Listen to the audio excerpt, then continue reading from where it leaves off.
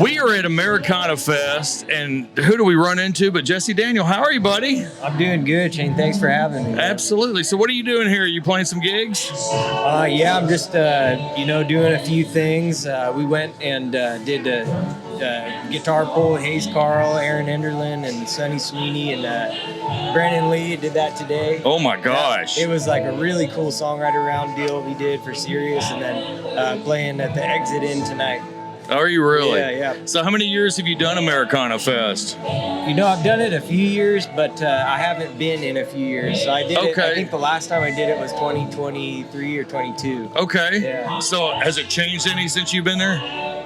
No, I mean, I think it's just, this is probably the most fun I've had, because we've had some cool deals to do this time. I'm hearing that from a lot of people. It seems like everybody's having way more fun this year for some reason. I don't know what the vibe is, but it's working. Yeah, there's some good events happening, I think. Absolutely. So Jesse, considered an Americana artist, more of a country artist, let's be honest, but in that Americana realm, to you, what does Americana mean? What is Americana music to you?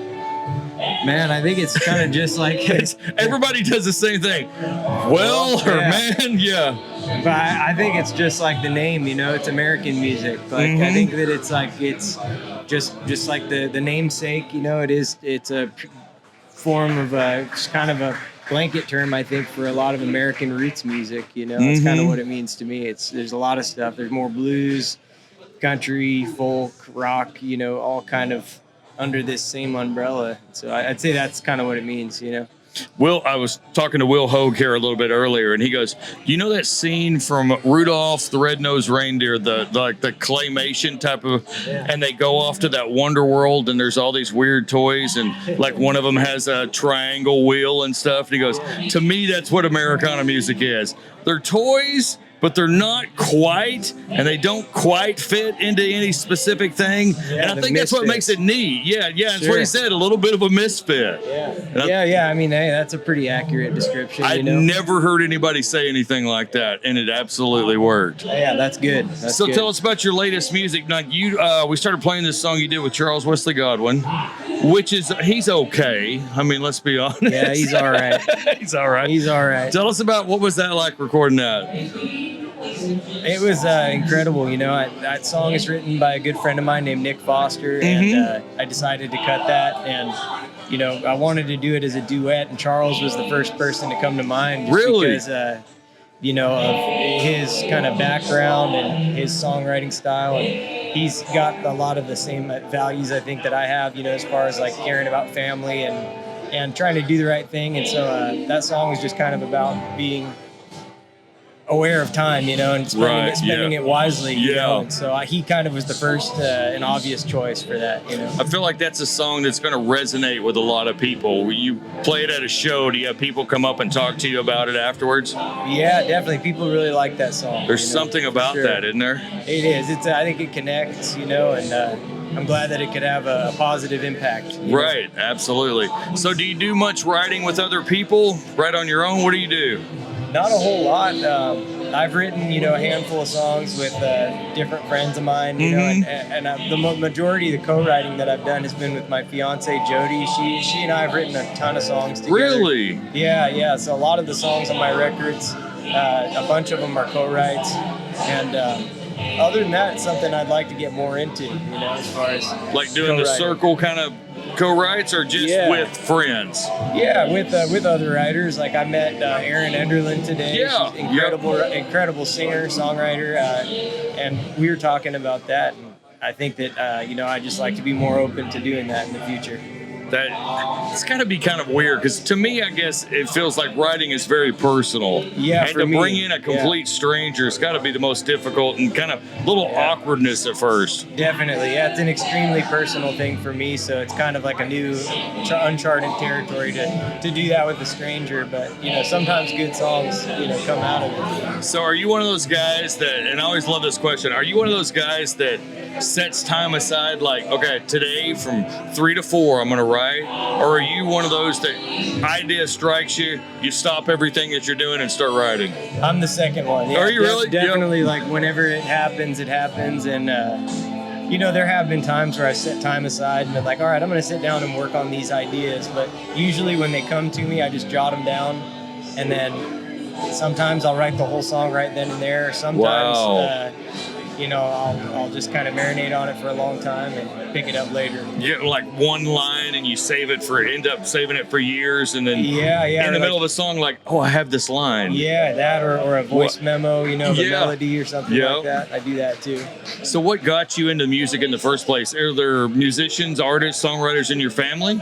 Yeah. My dad's a guitar player and musician, and I grew up just watching him play in bands. Mm-hmm. And, so music's always been a huge part of my life, my whole life. Were you a country kid?